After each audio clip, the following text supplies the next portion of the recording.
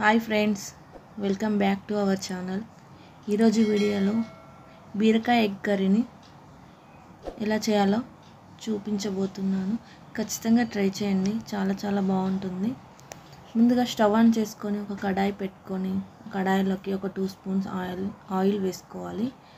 Oil heat అయిపోయాక ఒక పెద్ద సైజు ఆనియన్స్ని కట్ చేసి వేసుకోవాలి. అలాగే ఒక 4 పచ్చిమిర్చిని కూడా కట్ చేసి వేసి ఇలా బాగా ఫ్రై చేసుకోవాలి.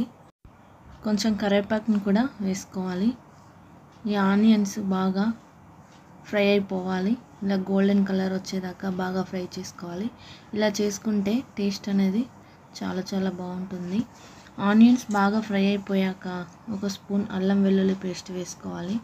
అలాగే 1/2 స్పూన్ పసుపు కూడా వేసుకొని ఇదంతా బాగా ఫ్రై చేసుకోవాలి.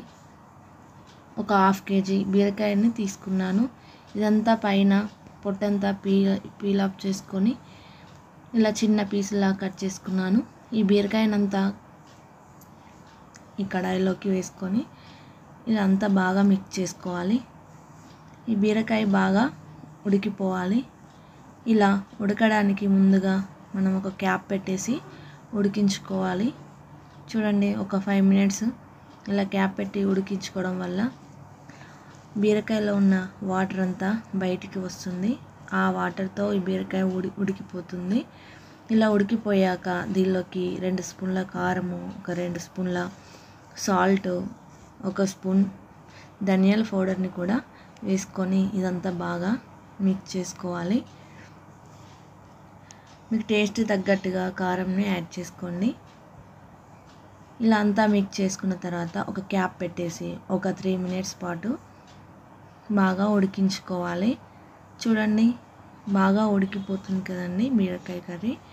ఇలా ఉడికిపోయాక దీనిలోకి ఒక 2 ఎగ్లని ఇలా పగలకొట్టి వేసుకోవాలి.